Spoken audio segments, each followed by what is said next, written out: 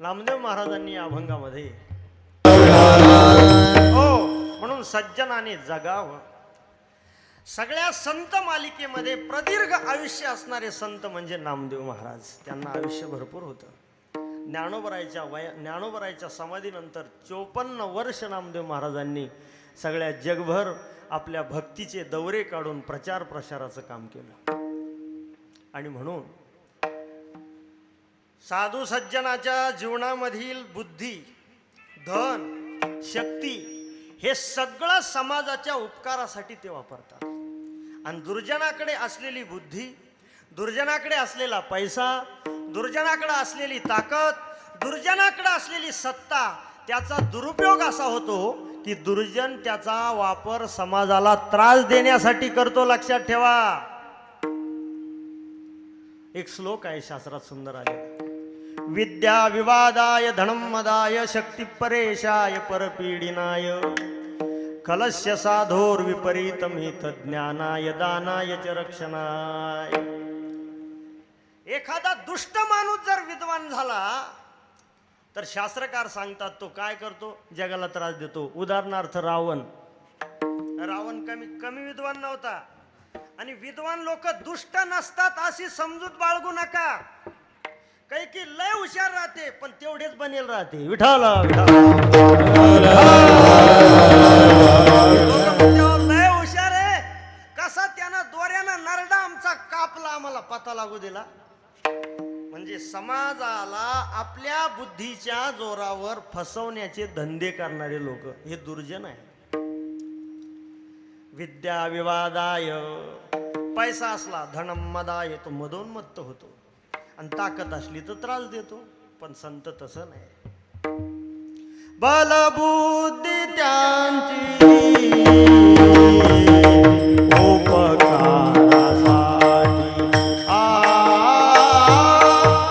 बलबुद्धी त्यांची उपकारासाठी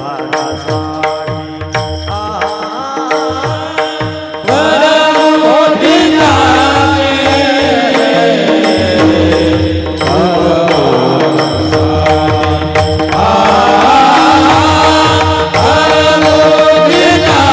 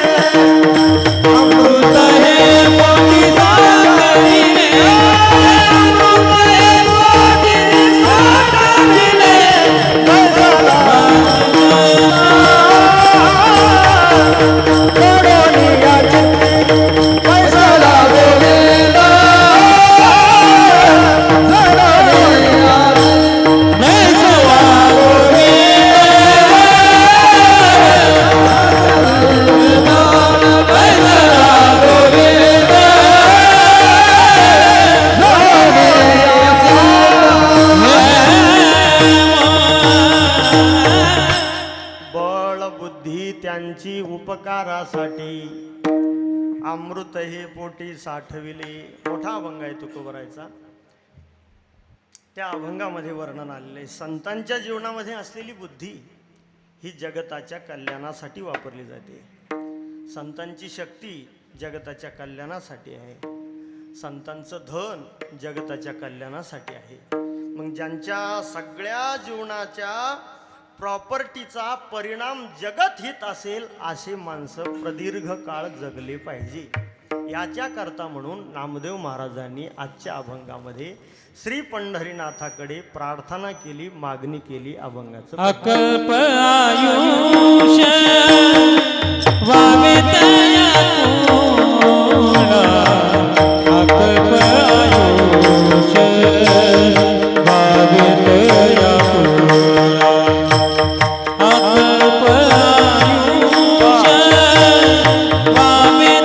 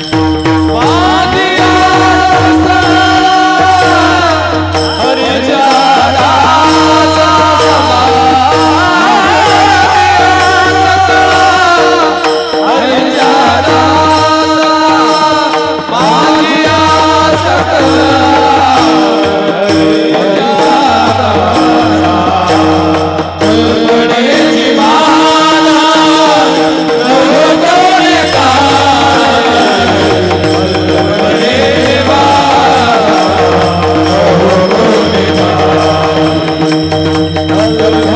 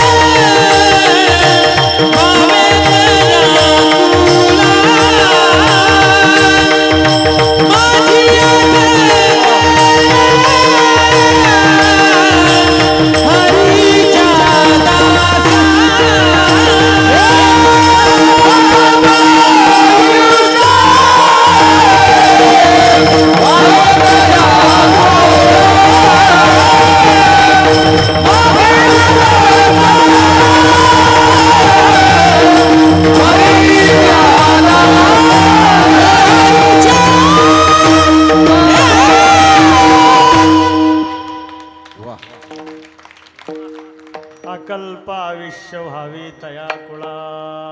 हे जास्त कडक झाला ए बाबा. माझी या सकळा हरीच्या दासा. नामदेव महाराज संतांना भरपूर आयुष्य मिळालं पाहिजे अशी प्रार्थना करतात. मला एक थोडीशी शंका येते. संत त्यांना म्हणतात की ज्यांच्या नजरेत भेद नसतो, आणि जे भेद करतात ते संत कोणताच भेद नाही. विष्णुमय जग वैष्णवाचा धर्म, भेदा भेद भ्रम अमंगळ. मग असं जर असेल तर नामदेव महाराज असं का म्हणले, हरीच्या दासा अकल पण बाकीचे मरू द्या का मग? अरे सगळ्यांना स्वाविष्य व्हावं असं म्हणायचं असतं ना, फक्त हरीच्याच दासांना व्हावं असं का? आणि हरीचे दास म्हणजे एक विशिष्ट जात आहे का हो? का सगळ्या जातीत हरीचे दास आहे? तुम्ही ध्यानावर आहे का? अरे हरिदास हे सगळ्यामध्ये, असं नाही हिंदू धर्मातच आहे दुसऱ्या धर्मात नाही. कबीर मोमीन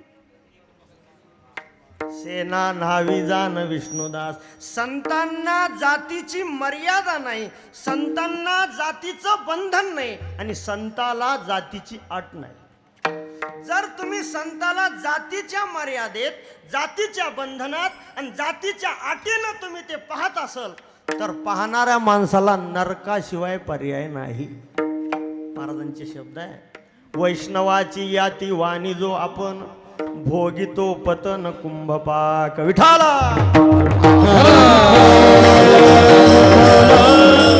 असं का केलं बा महाराजांनी? तर या शंकेचं समाधान आपण बघूया. पण त्याच्या अगोदर मला तुम्हाला हे सांगायचं आहे की नामदेव महाराजांनी संतांचं आयुष्य वाढावं म्हणून मागितलं, आणि ज्ञानोबरायने हे मागणं केलं. पहा ज्ञानेश्वरीच्या शेवटी शेवटी पसायदानामध्ये, जे खळांची व्यंकटी सांडो, तया सत्कर्मी रती वाढो, भूता परस्परे पडो मैत्र जीवांचे. ज्ञानोबराय म्हणतात की जे खळ आहे त्या खळांचा खळपणा जावा. पण खळ म्हणजे काय? टोपीला देतात ती खळ शब्दाचा अर्थ काय आपण ते थोडक्यात बघू. काही माणसं असे आहेत की ते म्हणतात दुसऱ्याचं वाटोळं झालं तर चालतं पण माझं कल्याण झालं पाहिजे. एक वर्ग. दुसरा वर्ग असा आहे, तो म्हणतो त्याचं बरं चाललं पाहिजे ना आपलं बरं चाललं पाहिजे. निम्म्यात तुम्ही निम्म्यात आम्ही. दुसरा वर्ग आहे. तिसरा वर्ग असा आहे, तो म्हणतो समाजाच्या कल्याणासाठी माझं वाटोळं झालं तर चालतं पण समाजाचं कल्याण झालं पाहिजे. आणि 14 वर्ग असा आहे भल्या माणसं, तो म्हणतो दुसऱ्याच्या वाटोळं होण्याकरता आणि दुसऱ्याच्या वाईटा करता मी माझी सगळी जायदाद इकीन पण त्याची कडीच लवी. हो, त्याची सोयच पाहिजे. तर हे जे चौथं आहे ना, तर याला खळ म्हणायचं. याला काय म्हणायचं? खळ म्हणजे सगळ्यात खालचा. म्हणजे दुसऱ्याच्या वाईटा करता आपलं वाईट झालं तर चालतं पण त्याचं वाईटच झालं पाहिजे, त्याला खळ म्हणायचं. पण आपल्या चांगल्या करता दुसऱ्याचं वाईट झालं पाहिजे, हा जो आहे हा माणूस नाही. बरं, याला बी माणूस नाही म्हणतात. माणसातलेच माणसं आहेत ते तसे कोणी, पण माणूस नाही म्हणायचं. मग हा आसुरी प्रवृत्तीचा माणूस आहे की दुसऱ्याचं वाईट होऊन आपलं कल्याण होऊ इच्छिणारा. आणि माणसातले देव माणसं ते आहे की लोकांच्या कल्याणासाठी माझं वाटोळं झालं तर चालेल पण समाजाचं हित झालं पाहिजे. हा माणसातला देव माणूस, त्याला संत म्हटलेला आहे. विठाला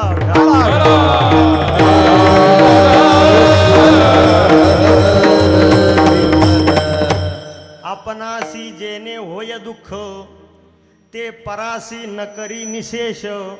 आपणासी जेने होय सुख, ते करी आवश्यक प्राणियासी. नाथ महाराजांची भागवतात सुंदर उभे. आपलं ज्या गोष्टीमुळं, ज्या कारणामुळं वाईट झालं, त्या कारणामुळं लोकांचं वाईट झालं नाही पाहिजे म्हणून तो दुसऱ्याला सावध करतो. बाबा गणपतीच्या बिंबीत बोट घालू नका, इच्छू बसले तिथे. पण आपल्यासारखे मूर्ख काय म्हणते, लय थंडगारी घाल म्हणजे त्याची बी आग झाली पाहिजे आपली जशी झाली तशी. याचा अर्थ असा नाही बाबा. संत महापुरुषांनी ज्याने आपल्याला दुःख झालं ते लोकांना होऊ नये याच्याकरता समाजाला सावध केलं, आणि ज्याने आपल्याला सुख झालं ते सुख समाजाला मिळालं पाहिजे याच्यासाठी तळमळ व्यक्त नाही केली, प्रयत्न केले. विठाला तुका म्हणे सुख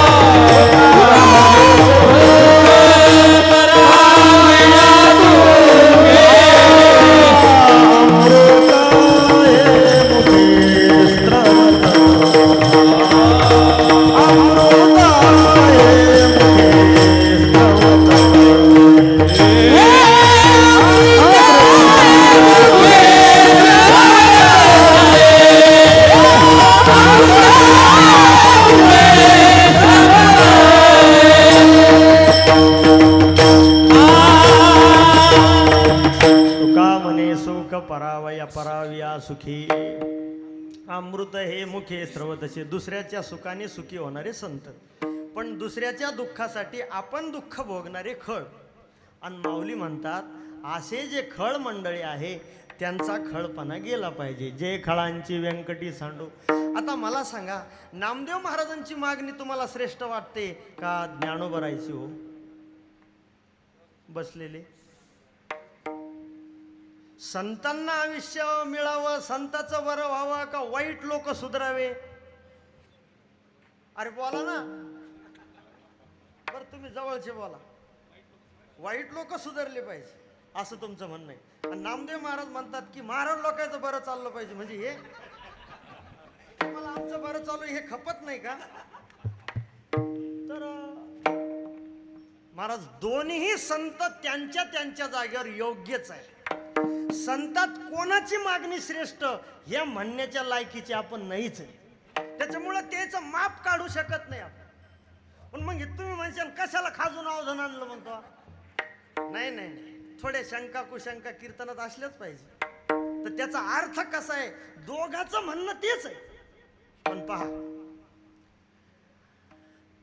खळांचा खळपणा गेला पाहिजे आणि खळ सज्जन झाले पाहिजे. याच्या करता समाजामध्ये खळाला सुधारण्यासाठी, खळाची सुधारण्याची मागणी करण्यासाठी कोण पाहिजे? कोण पाहिजे? संत पाहिजे. तुम्हाला कळा ना काय? खाली उभं तिकडं मी मला असं इतकं समाजापासून वर उभा राहून कीर्तन करायची सवय नाही. मी आपला खालचा बो आहे, वरचा नाहीच आहे. विठाला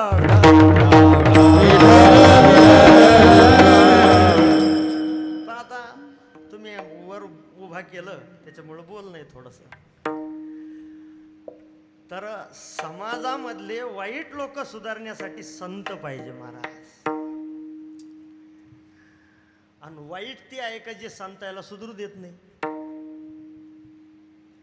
एक अभंग आहे तुकोबरायचा. तुकोबराय म्हणतात संतांना जो समाजापासून त्रास होतो ते चांगलं आहे का वाईट आहे? हा, ज्ञानोबरायला त्रास झाला, तुकोबरायला त्रास झाला, नामदेव महाराजला त्रास झाला, ना आता बी त्रास होतोय, तर हे चांगलं आहे का वाईट आहे? वाईट आहे. पण तुकाराम महाराज म्हणतात वाईट नाही, ते बरं आहे. कस काय बरं आहे? म्हणले समाजानं आम्हाला त्रास दिल्यामुळं आमची परीक्षा झाली. परीक्षा जशी हिऱ्याची परीक्षा आहे. हिरा ठेविता वाचे मारिता जो तोची मोल पावे खरा, करणीचा होय चुरा, मोहरा तोची अंगी सुतन जळे ज्याच्या संगी, तुका म्हणे तोची संत सोसी जगाचे आघात. विठाला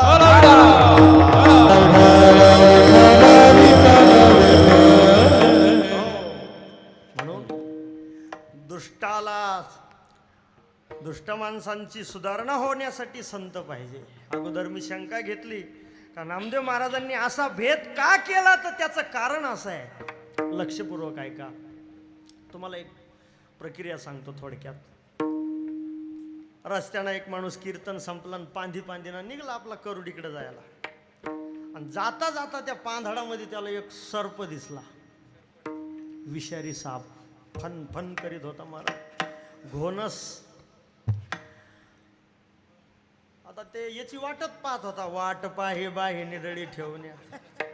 यानं त्याला पाहिल्याबरोबर तो भित्रा होता पाहणारा, त्यानं लगेच ती पांदी सोडली, पुन्हा म्हणला जन्मात ह्या पांदी नाही येणार. तो भित्रा होता, सापाच्या भीतीनं रस्ता सोडून दिला. नंबर 2, तोही त्या रस्त्यानं जात होता, तो सापाला घाबरला नाही. तो म्हणला सापाला घाबरत असते का, आपण का बांगड्या भरल्या का. महाराज त्या सापाचं तोंड ठेसलं, साप मारून टाकला. कोणता चांगला आहे माणूस, पाहिला का दुसरा? तुम्ही दोघं सांगा. आता तुम्हाला नुसतं सांगायचे पैसे देऊ आम्ही, तुम्ही सांगा. पहिला चांगला पळून जाणारा, तोंड ठेसिणारा चांगला नाही. बरं ठीक आहे, यायचं म्हणणं तसं आहे. पण आता एवढ्यावर थांबलं नाही, आणखीन एक तिसरा वर्ग आहे. तिसरा वर्ग असा आहे महाराज, तो त्या रस्त्यानं जातो, सापाला पाहतो पण सापाला मारित नाही. मग काय करतो, सापाला पकडतो, सापाचा विषारी दात पाडतो आणि विषारी दात पाडल्यानंतर त्या सापाला गल्लीत घेऊन येतो, गारुड्याचा खेळ खेळतो आणि रोज 2-5 हजार रुपये कमीतून टामटूम संसार चालतो. कोणता चांगला आहे आता? तिसरा. तर तुम्ही पहा, या समाजामध्ये दुर्जन नावाचा घटक म्हणजे विषारी सर्प आहे. आणि दुर्जनाच्या नादाला सामान्य जे माणसं आहे संसारातले ते म्हणते नको बाबा, त्याच्यापासून 4 हात दूर राहिलेलं बरं आहे, कशाला. पण नंबर 2चा वर्ग, तो वर्ग जर कोणता असेल तर साक्षात देव आहे. देव जर इथं आला तर देवाचं कामच आहे महाराज, दुर्जनाला मारायचं आणि भक्ताला सांभाळायचं. राखे पायापाशी,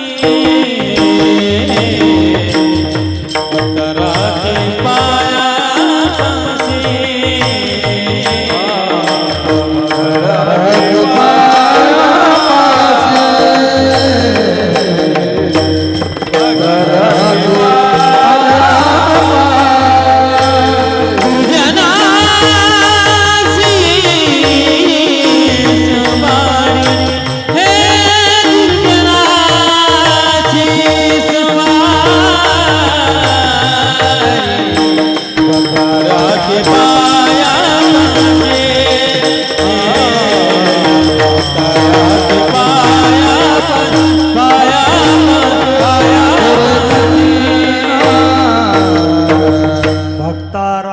पायापासी दुर्जनासी संहारी. यदा यदा हि धर्मस्य ग्लानिर्भवति भारत अभ्युत्थानं धर्मस्य तदात्मानं सृजाम्यहम्. परित्राणाय साधूनां विनाशाय च दुष्कृतां धर्म संस्थापनार्थाय संभवामि युगे युगे. भगवंताचं काम आहे भक्ताचा सांभाळ करणं. म्हणजे भगवंत भेद करतो, हा भगवंताच्या क्रियेत भेद आहे, फलात भेद नाही. फलात भेद नाही म्हणजे याला मारून मोक्ष देतो आणि भक्ताला सांभाळून मोक्ष देतो. विठ्ठल भावार्थ रामायणात एक ओवी आहे. क्रोधानी सुप्रसन्न विष्णूच्या ठाई दोन्ही समान, भक्ता आणि वैरिया जान समान दान ब्रह्म सायुज्य. दोघाला सारखं देतो. पण संत क्रियेत सुद्धा भेद करीत नाही. त्यांची क्रिया सुद्धा जे जवळच्याला तेच दूरच्याला. जे आपल्या जवळच्यासाठी असतं तोच नियम दुसऱ्यासाठी असतो, त्याला म्हणायचं संत. विठ्ठल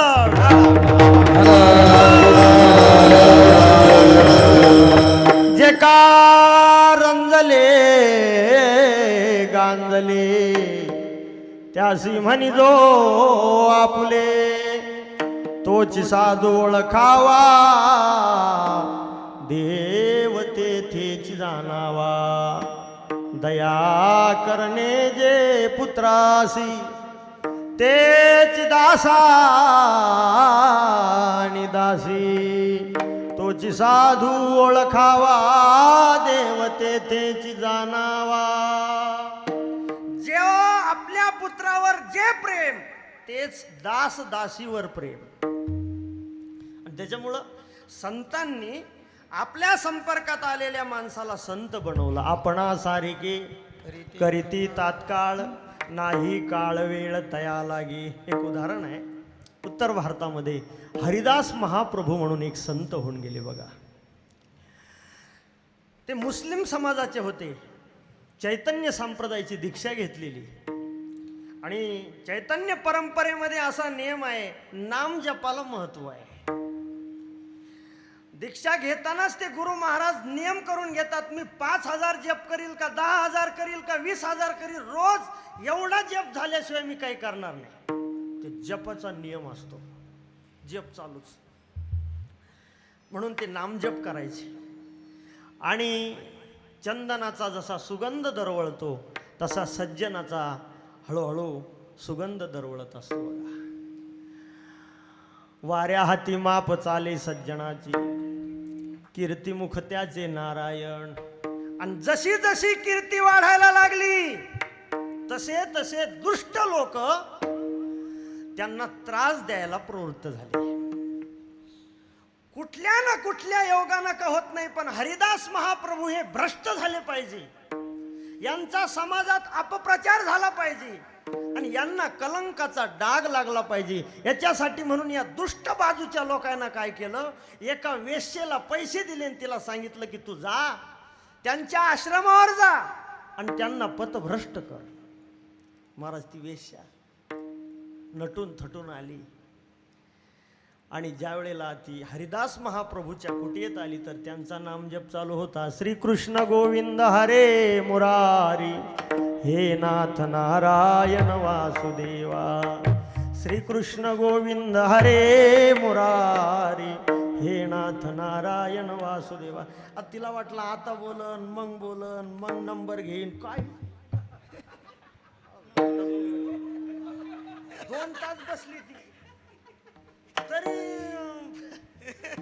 महाराज काही बोलानच. दिवस गेला, पुन्हा दुसऱ्या दिवशी आली, चला एक दिवसाचं काय, दुसऱ्या दिवशी पुन्हा इशारे करू लागली, अहो मला काही वेळ द्या, मला बोला. आता ते बोलत नव्हती, हिला बोलायला चालूच होतं ना, मला बोला. त्यांनी सांगितलं तुला बोलतो पण माझा जप आवरला नाही, नामजप झाला का मग तुला बोलतो. पण ते जप चालायचं संध्याकाळ, कोण संध्याकाळी जेवले की पुन्हा जप. ही भुकीली व्हायची महाराज, मग गेला खोट्यावर गेले शिपारी आली, ती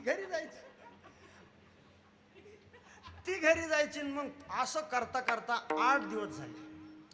पण ती रोज यायची, नित्यने म्हणा मी तो प्राणी दुर्लभ. त्या हरिदास महाप्रभूनं 8 महिनाभराच्या नंतर तिला सांगितलं, माय तू येरी येऊन बसती, विनाकारण बसण्यापेक्षा माझ्या सोबत तू बी म्हण ना, बस तिथं खरी, आणि तू बी जर म्हणलं तर मग तुझं बी पुण्य होईल. तिला ते पटलं महाराज. तिच्यावर त्या महापुरुषाचा प्रभाव झाला आणि तिनं बी नामजप चालू केला. आता ती 32 अक्षरी मंत्र आहे, हरे रामा हरे रामा राम रामा हरे हरे रामा हरे रामा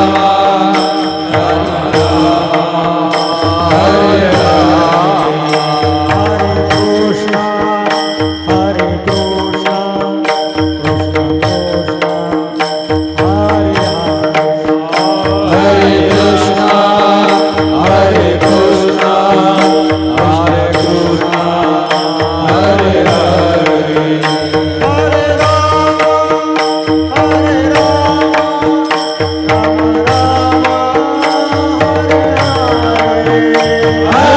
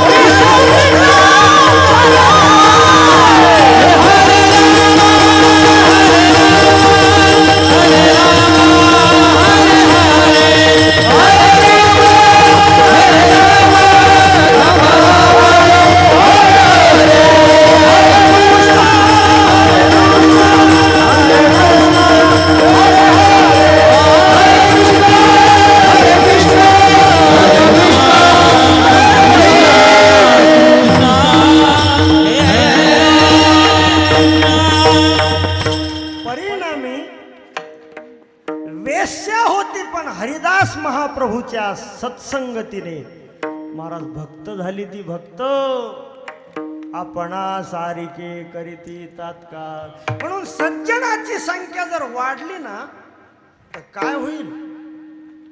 समाजामध्ये सज्जनाची संख्या सज्जन वाढवेल. जसं एखाद्या गावाला जर एखादा तलाव असला, धरण असलं, तर त्याच्या खालचे 4-2 गावं असे बागायत असते महाराज, आणि शेतकरी मंडळी मजेत असते. तसं एखाद्या गावात जर संत असला तर त्या गावात हरिपाठ होत नाही. असं आहे का? कारण महाराज हरिपाठाला येत नसतो ना.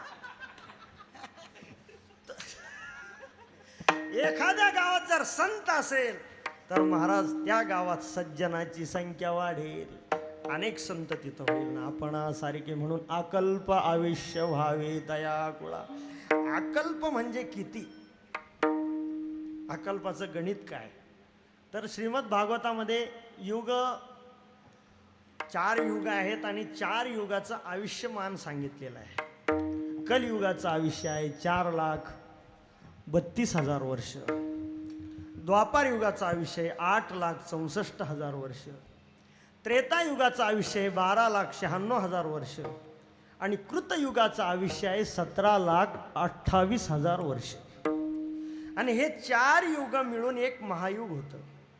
आणि असे महायुग म्हणजे चतुर्युगचे असे महायुग 72 झाले का एक मन्वंतर होतं. आणि असे 72 मन्वंतराचं झालेलं 72 महायुगाचं झालेलं एक मन्वंतर. आणि असे 14 मन्वंतर श्रीमद भागवतात 14 मन्वंतराची कथा सांगितलेली आहे. 14 मन्वंतर संपले का त्याला एक कल्प म्हणतात. त्याला काय म्हणतात? तुम्हाला हे कळालं का नाही कळालं मला काही सांगता येणार नाही, पण तुम्ही मानेच हलणार आहे, कारण तुम्हाला हे माहीत नाही. काही असो आम्हालाच. त्याच्यामुळं मी चुकीचं बी सांगितलं तर ते धकू शकतं, पण मी चुकीचं सांगितलेलं नाही. एका कल्पाचं आयुष्य 14 मन्वंतर. आणि नामदेव महाराज सांगतात असं एक कल्प आयुष्य नाही, अकल्प व्हावे, अकल्प आयुष्य व्हावे तया कुळा. एखाद्या विशिष्ट व्यक्तीलाच व्हावा असं नाही. कुळ म्हणजे समुदाय. विठ्ठल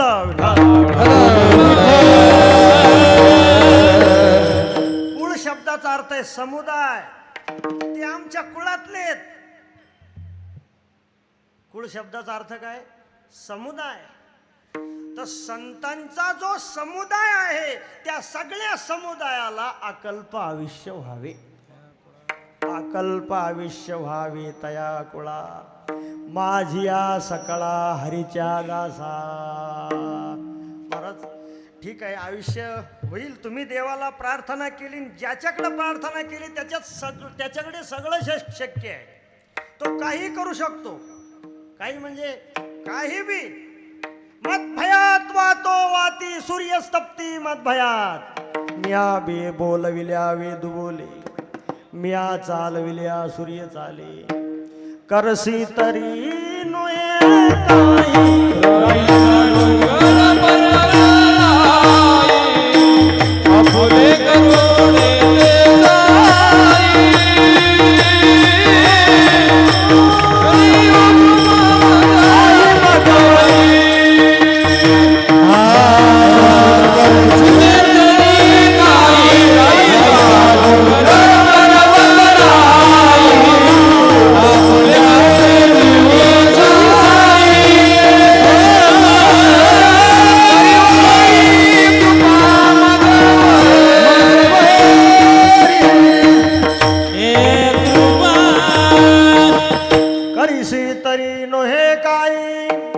राईचा डोंगर पर्वतराई. आपुले करुणेची साई करिओ आई मजवरी. काय नाही करू शकत. अशक्य ते तुम्हाला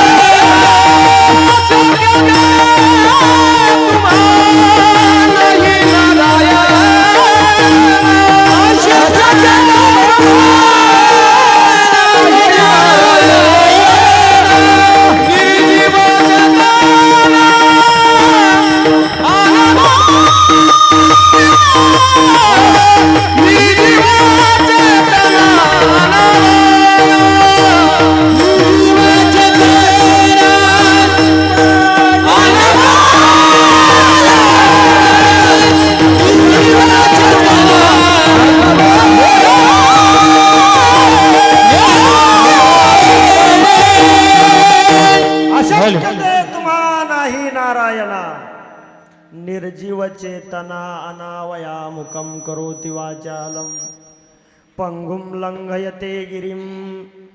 असं आहे, आपण त्याच्याकडे मागावं का त्याला ते शक्य असावं, देण्यासाठी समर्थ असावा, देण्यासाठी उदार असावा आणि देण्याच्या लायकीचा असावा.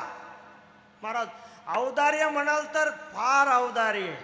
तुझे औदार्य जाणो स्वतंत्र देतान म्हणसी पात्रा पात्र पै कैवल्या ही ऐसे पवित्र जे वैर्याही दिदले.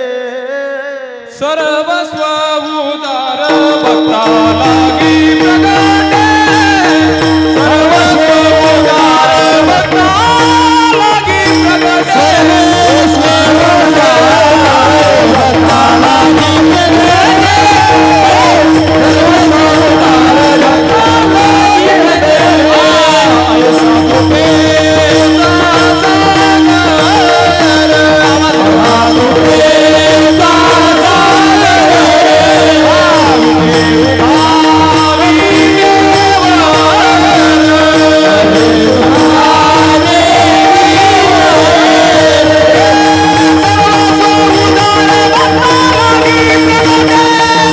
सर्वस्व उदार भक्ता लागी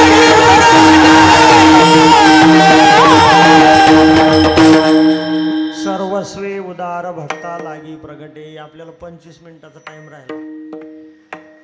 परमात्मा हा सर्वस्व देऊ शकतो, सर्वस्व. पण कोणाला देऊ शकतो? जो त्याला सर्वस्व देतो तो त्याला सर्वस्व देतो. कोणाला बी नाही सर्वस्व देत. महाराज सुदाम देवाकडे काहीच नव्हतं आणि काही नव्हतं तरी मागण्याची इच्छा नव्हती, देणारा समर्थ होता. सुदामा ब्रह्मण दुःखे दारिद्र्य दिला. सुदामा ब्रह्मण दुःखे दारिद्र्य दिला. सुदामा ब्रह्मण दुःखे दारिद्र्य दिला.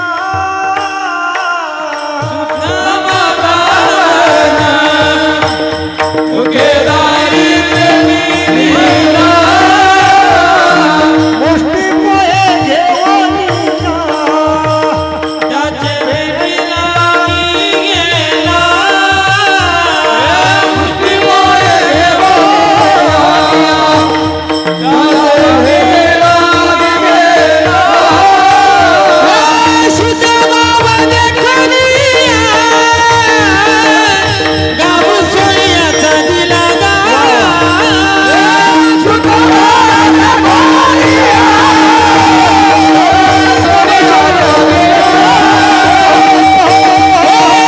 सुदामा देखनिया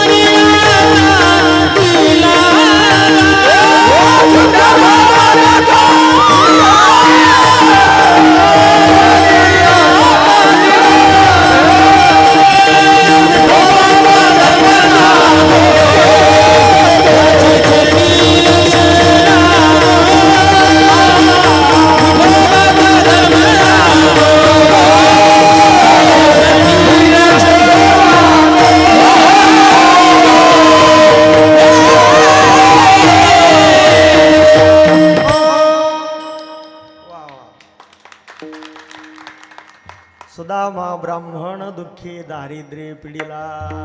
पण सांगितलं नाही महाराज. असं आहे, मुष्टी पोहे घेऊन या त्याचे भेटी लागी गेला. शुद्ध भाव देखून या गाव सोनियाचा दिला. महाराज म्हणतात त्याचा नियम असा आहे, जो जैसा मज कारणे मी तैसाची त्या कारणे भक्त अनन्य मज कारणे मीही त्या कारणे अनन्य. त्याच्यामुळं परमात्म्याला देणं शक्य आहे, तो काही देऊ शकतो. म्हणून तुकोबराय म्हणतात, नामदेव महाराज म्हणतात, पांडुरंगा त्यांना आयुष्य दे, आता नेम असा आहे, आयुष्य भरपूर आहे पण डोळ्याना आंधळा आहे, आयुष्य भरपूर आहे कानानं बाहेर आहे, आयुष्य भरपूर आहे पायानं पांगळा आहे, आयुष्य भरपूर आहे पॅरालिसिसचं पेशंट घरात मुडदा पडेल. काही उपयोग आहे का?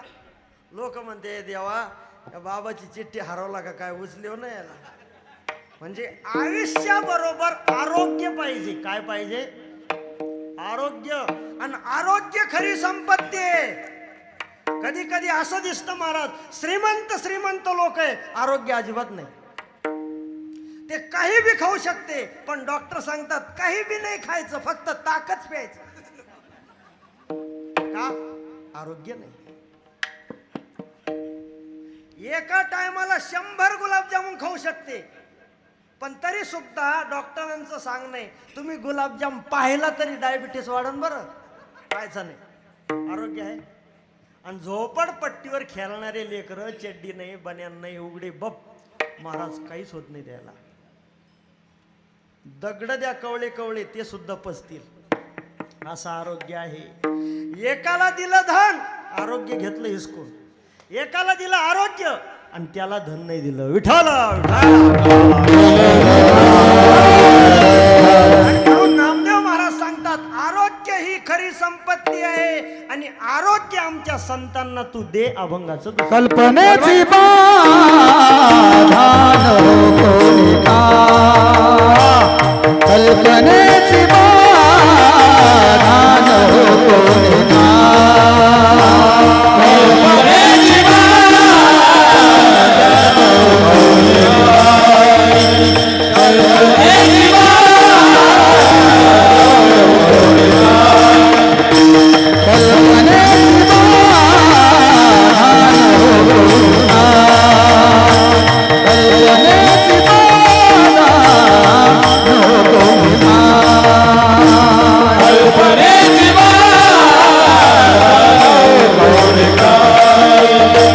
कल्पनेची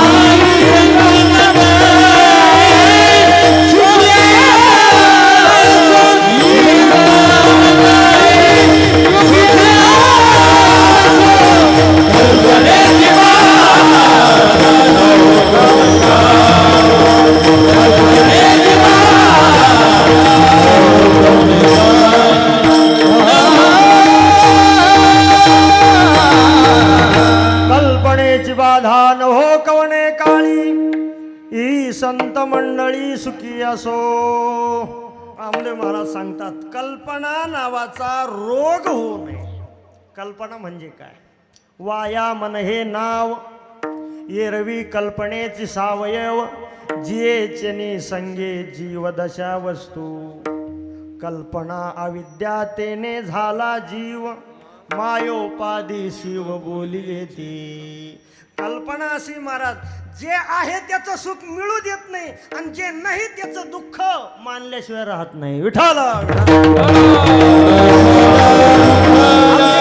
मंडळी सांगत असतात, हे पहा गरीब माणसाने आपल्यापेक्षा गरीबाकडे पाहायचं आणि श्रीमंत माणसाने गरीब माणसाने आपल्यापेक्षा गरीबाकडे पाहायचं आणि श्रीमंत माणसाने आपल्यापेक्षा आणखी मोठा श्रीमंत आहे त्याच्याकडे पाहायचं. आहे का नाही? मग त्यांना बी गरीबाकडेच पाहायचं. गरीबानं जर श्रीमंताकडे पाहिलं तर इरजन पडलं आणि श्रीमंतानं जर पुन्हा त्याच्यापेक्षा श्रीमंताकडे पाहिलं तर तो घेतलेली स्कॉर्पिओ गाडी विकतो आणि फॉर्च्युनर घेतो आणि जमीन जायदाद सगळी विकून टाकतो आणि नंतर रस्ता झाडाला येतो. काहीच राहत नाही. परिणाम काय असतो? परमार्थिक माणसाने आपल्यापेक्षा चांगला परमार्थ करणारा जो आहे त्याच्याकडे पाहिलं पाहिजे. जो करीतच नाही, ज्याच्या गळ्यात माळच नाही, जो रोज धाब्यावर खातो त्याच्यापेक्षा आम्ही बरं आहे असं नाही म्हणायचं. जो रोज हरिपाठ घेतो, रोज काकडा घेतो, आळंदी पंढरीची वारी करतो आणि ज्यांनी जीवन परमात्म्याला समर्पित केलं त्याच्याकडे आपण जर पाहिलं तर आपला परमार्थ इतका वाढेल, आपण सुद्धा संताच्या लाईनीत बसू. संत गेले तया ठाया देवराया पाववी. म्हणून कल्पना अशी आहे की आपल्याला ती दुःख देते, जीवाला दुःख देणारी आहे, शिवाला जीव दशा प्राप्त करून देणारी आहे. कल्पनेची बाधा न हो कवणे काळी. ही संत मंडळी सुखी असो. ठीक आहे, चालेल बाबा. आणखी काही? हो. आता आरोग्य चांगलं आहे, आयुष्य भरपूर आहे, पण अहंकार जास्त आहे.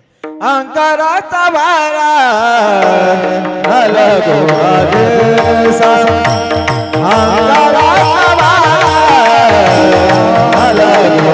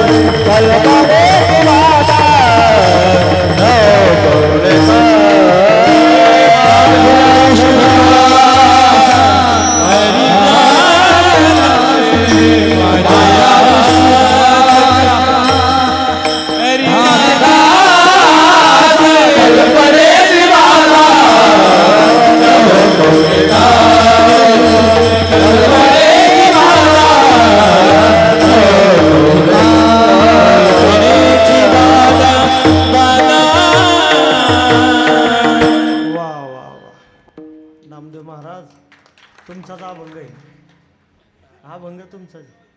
अहंकाराचा वारा नलगो राजसा माझिया विष्णुदासा भाविकाशी. ऐका मायबाप, लक्ष देऊन ऐका. एक 10 मिनिटात थांबवणार आहे कीर्तन. तुम्ही श्रीमंत जरूर व्हा पण अभिमानी होऊ नका. तुम्ही विद्वान जरूर व्हा पण अभिमानी होऊ नका. तुम्ही सत्ताधारी खुर्चीवर जरूर या पण अभिमान होऊ देऊ. तुम्ही महाराज जरूर व्हा पण पायाजवळ बसण्याची क्षमता ठेवा. अलग लक्ष. नाही तर आपलं थोडं येतं आणि फुगारा जास्त. अल्पविद्या परी गर्व शिरोमणी मजवणी ज्ञानी कोण आहे. हा अभिमान इतका बेकार आहे. तो गरीबाला कमी असतो पण श्रीमंताला जास्त असतो. अज्ञानाला कमी असतो पण विद्वानाला जास्त असतो. अवगुणी माणसाला कमी असतो पण गुणवानाला जास्त असतो. आम्ही मौतीत कसं भजन म्हणू, आम्ही टीव्ही स्टार आहे. अरे भजन आहे ते भजन म्हणणं. भजन सर्वश्रेष्ठ आहे, त्याला स्थान कोणतं याला महत्व नाही. भजन श्रेष्ठ आहे आणि मी कुठेही म्हणू शकतो असं त्याला वाटलं पाहिजे. म्हणजे आमचे गुरुजी पूज्य श्री वंदनीय शांतीब्रह्म कुरेकर बाबा सांगत असतात, नम्रता हा माणसाच्या जीवनातील सगळ्यात मोठा दागिना आहे. सगळ्यात मोठा, त्याच्यापेक्षा मोठा दागिना नाही. तुमचे हे सोनं नाणं याच्यापेक्षा जास्त किंमत नम्रतेची आहे. आणि नम्रतेने जग जिंकता येतं, लक्षात ठेवा. फार उंच झाड आहे 100 फुटाचं. सोहळ्यामध्ये तुम्ही जाता, 100 फुटाचं झाड आहे शिंदीचं. तिच्या खाली बसता येतं का? येड्या बाबळीचं झाड बरं मग त्याच्यापेक्षा. त्याला सावली आहे. कबीरजी सांगतात, बड़ा हुआ तो क्या हुआ लंबा पेड़ खजूर, बैठने कुछाव नहीं फल लगे अति दूर. संतांचं जीवन सर्वजन सुलभता पाहिजे. तरुणपणामध्ये माणसाला अभिमान जास्त असतो. तारुण्यात का? एक तर ताकद राहते, दुसरी गोष्ट फुसफुस करतो. तारुण्याच्या मध्ये न माने कोणाची. तिसरी गोष्ट हातात असतं आणि चौथी गोष्ट आरोग्य चांगलं असतं. आणि हे सगळं चांगलं असल्यामुळं ते देवाला बी मानित नाही. मग माय बापाला मानीन हे काय? देव मानित नाही. कपडे चांगले, टाय, शर्टीन केलेली आहे, पायामध्ये बूट आहे, हातात घड्याळ आहे, गळ्यात लॉकेट आहे, खिशात पाकिट आहे, पैसे भरपूर आहे आणि एवढं सगळं असून जर दिसायला चांगलं आहे पण ज्ञानहीन असेल तर त्याच्या त्या दिसण्याला महत्व आहे. मला सांगा मायबाप, माणसानं ज्ञानी दिसावं का ज्ञानी असावं? ज्ञानी असावं. आपण दिसू राहिलो फक्त. राष्ट्रसंत गाडगे बाबा हे ज्ञानी दिसत होते का ज्ञानी होते? सद्गुरु रामलाल बाबा ज्ञानी दिसत होते का ज्ञानी होते? ज्ञानी होते. तुकाराम महाराज ज्ञानी दिसत होते का ज्ञानी होते? शिवाजी महाराज तुकोबाराला भेटायला आले आणि तुकाराम महाराजाच्या जवळ ते सगळे त्यांचे सैन्यातील सैनिक ते उभे राहिले. तुकाराम महाराजालाच विचारू लागले की इथे श्री संत तुकाराम कोण आहे? तुकाराम महाराज म्हणले, तो कशाचा तुकाराम संत? येडा तू काय म्हणले. पण शिवाजी महाराज हुशार होते. महाराज ते म्हटले 100% हेच तुकाराम महाराज असू शकते, कारण एवढ्या खालच्या शब्दात तुकाराम महाराजच तुकाराम महाराजाबद्दल बोलू शकते, दुसरं बोलू शकत. पायाजवळ बसले दर्शन घेतलं, तुम्हीच तुकाराम महाराज. कारण गाथ्यामध्ये ज्या ज्या वेळेला तुकोबरा स्वतःबद्दल बोलले, असं नाही म्हणले मी मोठा महाराज आहे. नव्हे मठपती नाही चाहुराची वृत्ती, नव्हे शिष्य शाखा सांगो आयाची तलोका. म्हणजे मला शिष्य नाही, मी मठाचा महंत नाही, मी अज्ञानी आहे, इतकं स्वतःला खाली घेतलं तुकोबराने. हे अहंकाराचं लक्षण आहे का नम्रतेचं चोपदार? नम्रतेचं लक्षण. आता अभंग पहा कसा आहे. भोर प्याने सोंग पालटिले वरी, बक ध्यान धरी मत्स्या दैसे. बहुरूपी माणसानं वरून सोंग घेतलं, पण त्याचं सोंग जसा बगळा पाण्यात माशावर ध्यान ठेवून राहतो तसं. तुकाराम महाराज म्हणतात, तुका म्हणे तैसा भला मी लोकात, मी तसा आहे. खाटी कहा स्नेहवादे पशुपाळी. तो कसाही बोकडाला विकत घेतो आणि त्याला चांगलं चांगलं खाऊ घालतो. तो त्याची तब्येत सुधारा करता का कापा करता? तुकाराम महाराज म्हणतात तसा मी. तशी तुकोबर आहे का? तशी नाही. ते ओरिजिनल आणि खानदानी संत आहे, पण तरी सुद्धा स्वतःला डुप्लिकेट म्हणतात. आणि आपण 100% डुप्लिकेट आहे तरी म्हणतो आम्ही लय खानदानी माणसं आहे. तर असं समजायचं याच्यात चोर पंचेरी. स्वतःची स्तुती स्वतः करू नये, स्वतःचा मानपान स्वतः सांगू नये. हे सांगणं म्हणजेच अहंकार आहे आणि तो साधू जवळ नसला पाहिजे. विठाला अहंकाराचं वार बी नाही लागलं पाहिजे. नवला अहंकाराचे गोठी विशेषण लगे अज्ञाना पाठी. मग कोणता वारा लागला पाहिजे? आला शीतळ शांतीचा वारा, तेने सुख झाले आशेला.